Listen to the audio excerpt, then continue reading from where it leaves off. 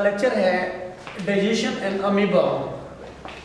जैसे कि आप सारे बच्चे जानते हो कि अमीबा जो है ये है एनिमल लाइक प्रोटेस्ट, जिनको आप लोग प्रोटोजोआ भी कहते हो, प्रोटोजोआ।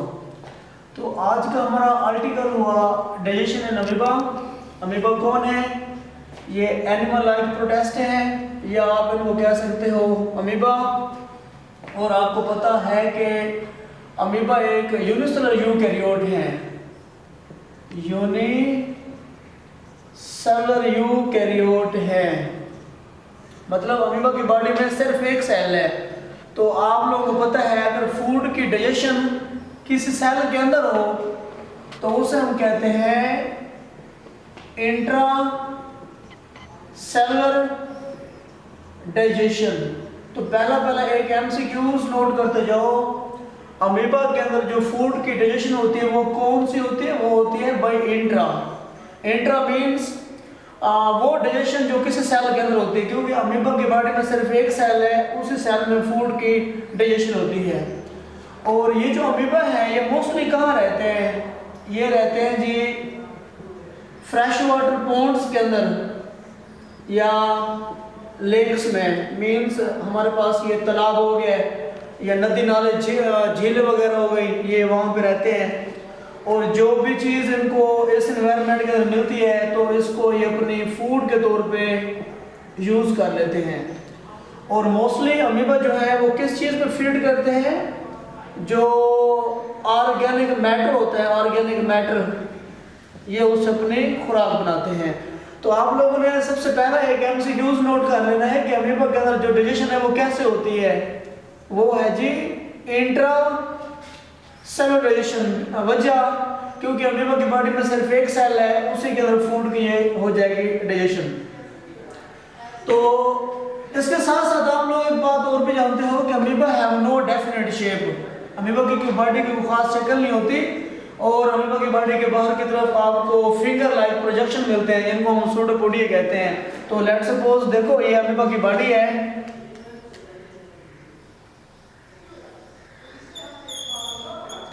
ये अमीबा की हमने बॉडी बनाई है, और ये इनका हो गया न्यूक्लियस, और ये बाहर की तरफ जो हिस्से आपको मिल रहे हैं इन्हें कहते हैं सूडोपोडिया।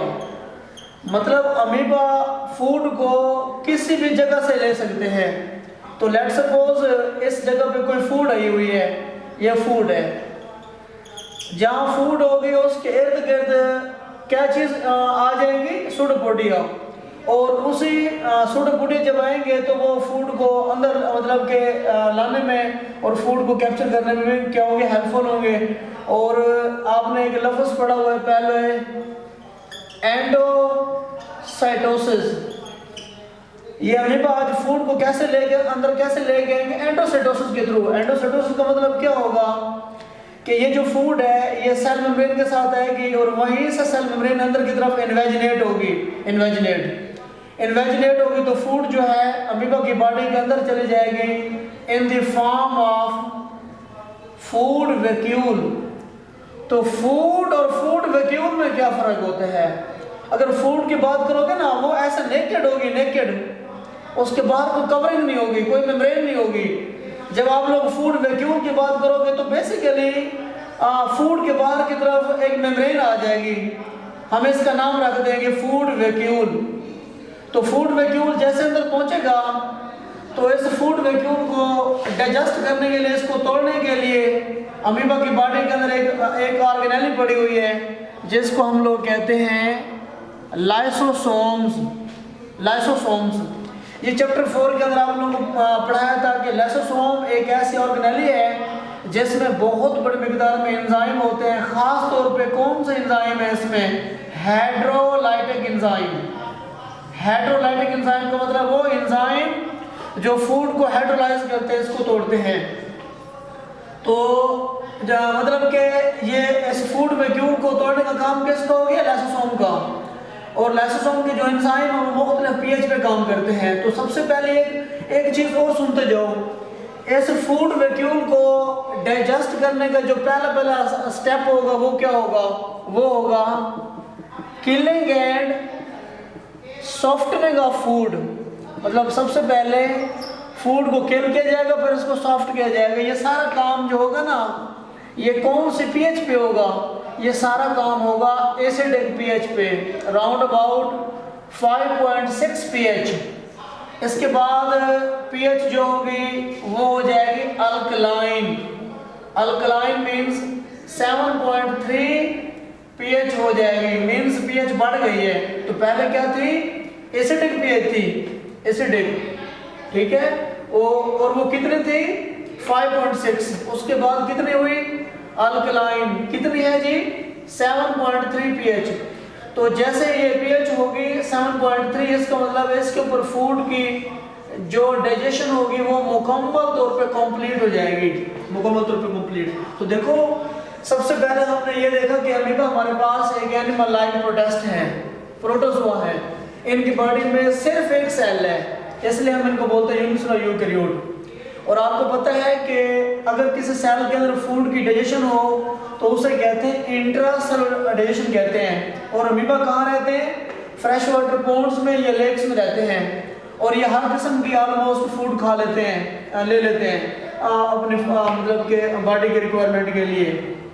तो मोस्टली इनकी फूड में क्या चीज़ होती है, ऑर्गेनिक मैटर। और लेट्स सपोज ये हमारे पास अमीबा की बॉडी है और इसकी बॉडी के बाहर की तरफ क्या है, सूडोपोडिया। सूडोपोडिया क्या है, इनके लोकोमोटरी ऑर्गन भी है और इन्हीं के थ्रू ये फूड को अंदर भी लेके जाते हैं। तो जैसे ये फूड इनकी मेम्ब्रेन के साथ टकराएगी तो वही से अंदर जाएगी। तो सबसे जब बाहर थी तो नाम था फूड था, अंदर की तरफ जाएगी तो इसका नाम बन गया फूड वैक्यूल। तो फूड और फूड वैक्यूल में क्या डिफरेंस है, अगर फूड की बात करोगे तो वो नेकेड होगी, उसके बाद कोई कवरिंग नहीं होगी, कोई मेम्ब्रेन नहीं होगी। अगर फूड वैक्यूल की बात करेंगे तो उसके बाहर की तरफ मेम्ब्रेन होगी। तो जैसे ही फूड वैक्यूल अंदर जाएगा तो उसको तोड़ने का जो काम होगा वो लाइसोसोम के एंजाइम का होगा। मोस्टली एंजाइम कौन से हैं, हेटेरोलाइटिक एंजाइम। तो एक चीज और भी सुनते जाओगे, ये फूड वैक्यूल जैसे अंदर की तरफ एंटर हुआ, इसमें 3 तरह की तब्दीलियां होंगी। सबसे पहले इसका साइज जो होगा वो स्मॉल होगा, इसके बाद लार्जर होगा, वंस अगेन इसका साइज क्या होगा, स्मॉल होगा। देखो शुरू में फूड वैक्यूल का साइज छोटा क्यों हुआ, क्योंकि इसमें से वाटर मॉलिक्यूल को निकाल दिया। फिर इसका साइज क्यों बढ़ा, क्योंकि इसके साथ लाइसोसोम के एंजाइम मिला दिया गया है।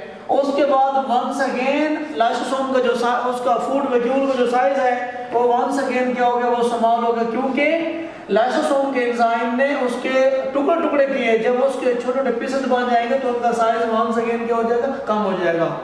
तो फूड वैक्यूल को तोड़ने का जो पहला स्टेप होता है वो क्या होता है, killing and softening of food.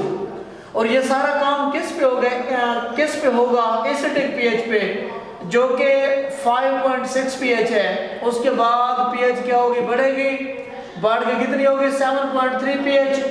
और वो हमारे पास जो है ना इसको हम लोग बोलते हैं अल्कलाइन पीएच। और जैसे ये पीएच होगी तो फूड की जो डाइजेशन होगी वो मुकम्मल हो जाएगी।